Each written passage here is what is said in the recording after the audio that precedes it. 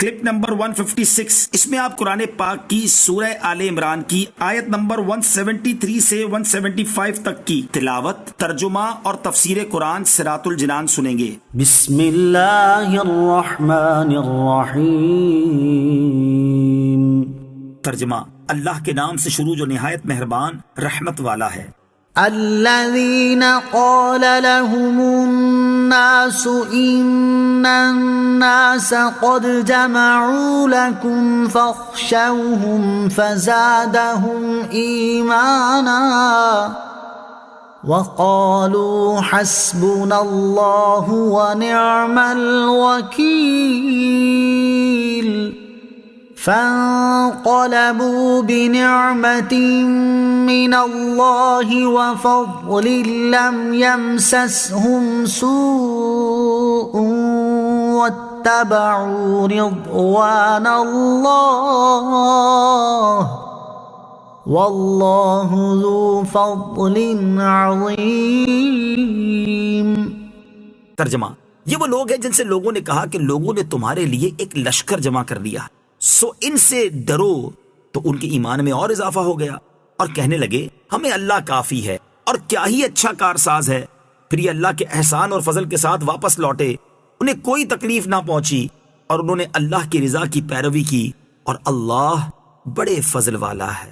الذین قال لهم الناس، یہ وہ لوگ ہیں جن سے لوگوں نے کہا۔ شان نزول، جنگ احد سے واپس ہوتے ہوئے ابو سفیان نے نبی کریم علیہ الصلوۃ والسلام کو پکار کر کہہ دیا تھا کہ اگلے سال ہماری آپ کی مقام بدر میں جنگ ہوگی۔ حضور انور علیہ الصلوۃ والسلام نے ان کے جواب میں فرمایا انشاءاللہ۔ جب وہ وقت آیا اور ابو سفیان اہل مکہ کو لے کر جنگ کے لیے روانہ ہوئے تو اللہ تعالیٰ نے ان کے دل میں خوف ڈالا اور انہوں نے واپس ہونے کا ارادہ کیا۔ اس موقع پر ابو سفیان کی نعیم بن مسعود سے ملاقات ہوئی جو عمرہ کرنے آیا تھا۔ ابو سفیان نے اس سے کہا کہ اے نعیم، اس زمانے میں میری لڑائی مقام بدر میں محمد مصطفیٰ صلی اللہ تعالی علیہ وسلم کے ساتھ طے ہو چکی ہے، اور اس وقت مجھے مناسب یہ معلوم ہوتا ہے کہ میں جنگ میں نہ جاؤں بلکہ واپس چلا جاؤں، لہٰذا تم مدینے جاؤ اور حکمت و تدبیر کے ساتھ مسلمانوں کو میدان جنگ میں جانے سے روک دو، اس کے عوض میں تجھے 10 اونٹ دوں گا۔ نعیم نے مدینہ پہنچ کر دیکھا کہ مسلمان جنگ کی تیاری کر رہے ہیں۔ یہ دیکھ کر ان سے کہنے لگا کہ تم جنگ کے لیے جانا چاہتے ہو، اہل مکہ نے تمہارے لیے بڑے لشکر جمع کیے ہیں، خدا کی قسم تم میں سے ایک بھی سلامت واپس نہ آئے گا۔ حضور اقدس صلی اللہ تعالی علیہ وسلم نے فرمایا خدا کی قسم میں ضرور جاؤں گا چاہے میرے ساتھ کوئی بھی نہ ہو۔ چنانچہ حضور علیہ الصلوۃ والسلام 70 صحابہ کرام رضی اللہ تعالی عنہم کو ساتھ لے کر حسبنا اللہ ونعم الوکیل پڑھتے ہوئے روانہ ہوئے اور بدر میں پہنچے۔ وہاں 8 دن قیام کیا، مال تجارت ساتھ تھا، اسے فروخت کیا اور خوب نفع ہوا، اور پھر سلامتی کے ساتھ مدینہ طیبہ واپس آئے اور جنگ نہیں ہوئی۔